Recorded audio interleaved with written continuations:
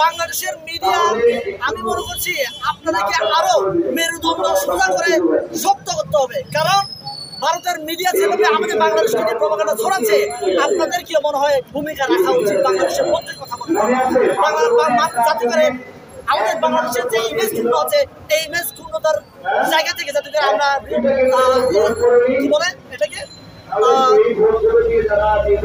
যাতে করে আমাদেরকে ইমেজ ক্ষুণ্ণ করার চেষ্টা করছে, যাতে করে আমাদের মধ্যে দিয়ে আমরা আন্তর্জাতিক বিশ্বকাপে জানাতে পারি না আমরা ঠিকই আছি, আমরা ভালো আছি, ঠিক আছে।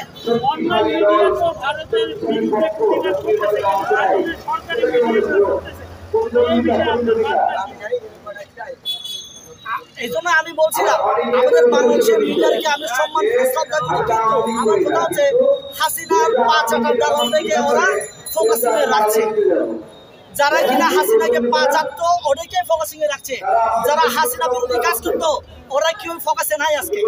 আমি এই জন্য বলছি মিডিয়াকেও আপনার শুধরানো দরকার, আপনারা শুধরান ভাই, সময় আছে এখনো, বাংলাদেশের পক্ষে কথা বলেন, তাহলে বাংলাদেশের মানুষ আপনাদেরকে বুকে জড়িয়ে নেবে। আপনারা জানেন যে বিজার বিদ্রোহ হয়েছে, বিজার বিদ্রোহ বলে আমি বলবো না বিজার বিদ্রোহ, আমি বলছি এটা বিজের হত্যাকাণ্ড হয়েছে, ন্যাক্কার জন্য হত্যা হয়েছে, পরিকল্পিত হয়েছে।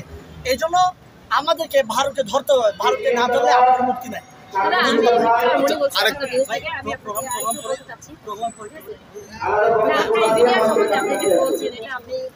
তাদের বিষয়ে যুক্তিসঙ্গত মনে হচ্ছে অযৌক্তিক বা এটার বিষয়ে আপনি কতটা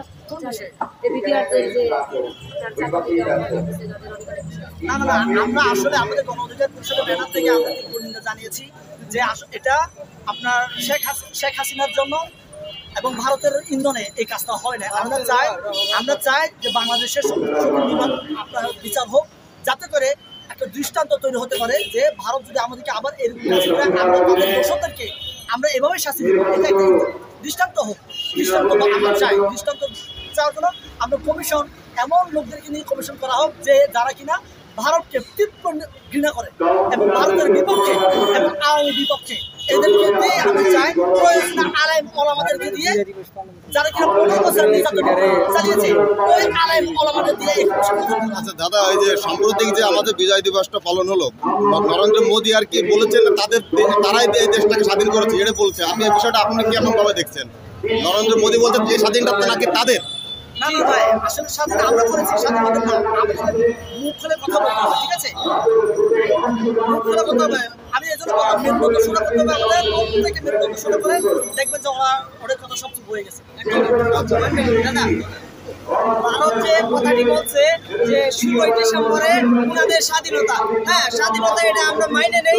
16ই ডিসেম্বরে দেশ স্বাধীন আমাদের কাছে হয় নাই, কারণ মাওলানা ভাসানী বলে গেছে যে ভারতীয় সুরেরা কাগজ, ছাতা, জুতা, বই, খাতা, কলম সবই তারা নিয়ে গেছে, ঠিক আছে।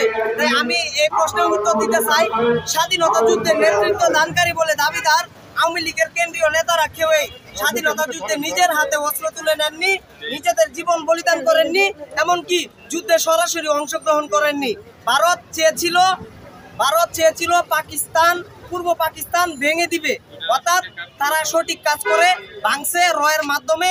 অর্থাৎ আমরা এখন বর্তমানে বলতে চাই যে ভারতকে আমরা ছাড় দেব না, ভারতকে আমরা ছাড় দেব না। এখন যদি আমরা ভারতকে ছাড় দেই তাহলে ভবিষ্যতে জহির রায়হানের মতো আমাদের গুম হতে হবে, চৌধুরী আলম, তারপর বিএনপি নেতা ইলিয়াস আলীর মতো গুম হতে হবে, হাজারো লাখো মায়ের ফুল কালি করতে ভারতীয় র।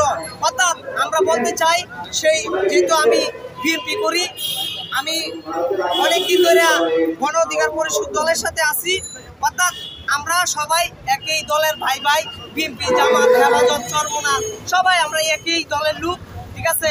অর্থাৎ আমরা বলতে চাই যে আওয়ামী লীগ আর এই বাংলাদেশে রাজনীতি করবে কিনা তা জানি না, কিন্তু আওয়ামী লীগকে দাঁড়াতে দেওয়া হবে না। অর্থাৎ আমরা জানি যে স্বাধীনতার ঘোষণা কে দিয়েছিলেন সেটা আমাদের জানা আছে। প্রথম স্বাধীনতার ঘোষণা দিয়েছিলেন বীর মুক্তিযোদ্ধা মেজর জিয়াউর রহমান।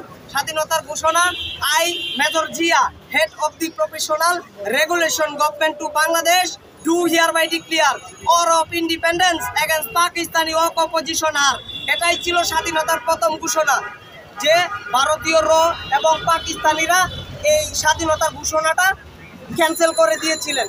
দ্বিতীয় ঘোষণা হচ্ছে I major Ziaur Rahman do hereby declare independence of Bangladesh on the half of a great national leader. বাকিটা আমি বানাইছি নাইবে ইবলিস বঙ্গবন্ধু শেখ মুজিবুর রহমান। কারণ শেখ মুজিব এই দেশের স্বাধীনতার ঘোষণা দেন নাই। সে যদি স্বাধীনতার ঘোষণা দিতেন তাহলে মার্কিন ডলার নিয়ে পালাইতেন না, ডক্টর কামাল হোসেনকে নিয়ে মার্কিন ডলার নিয়ে পালাইতেন না, ইংল্যান্ডে পালিয়েছিলেন। আর দ্বিতীয়ত কথা, আমাদের ফেরাউনের সন্তান সজীব অজের জয় মানে বিজ্ঞানী, যার কোনো আবিষ্কার নাই, সে মানে ইলিয়াস ভাইয়ের অনেক ভিডিওতে দেখি অনেক নমরুদ পয়দা হয়েছিল, সেই ভিডিওতে দেখলাম।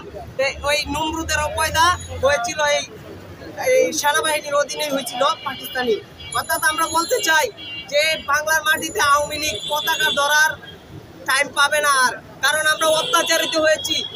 রাস্তায় রাস্তায় কুকুরের বিড়ালের সাথে আমরা ঘুমিয়েছি। এই নয়া পল্টনে বিএনপি কার্যালয় কি করছিল, কিভাবে তালা মারছিল, কয়শো টন চাল পাওয়া গেছিল, লাঠি সুটা অস্ত্র এগুলো যে বানানো সেটা আমরা ভালো করে জানি। অর্থাৎ আমরা বলতে চাই যে আমরা নতুন করে বাংলাদেশ গড়তে চাই। আমরা চাই যে আসিফ নজরুলের মতো যে উপদেষ্টারা আছে সুসুট্টাগুলা, এগুলা আমরা চাই না। অর্থাৎ আমরা সরাসরি বলতে চাই প্রকাশ্যে, যদি আবারও যুদ্ধে নামতে হয় আমরা আবারও যুদ্ধে নামবো। দরকার হলে প্রয়োজন হলে 1500-1700 মানুষ জীবন দিছে।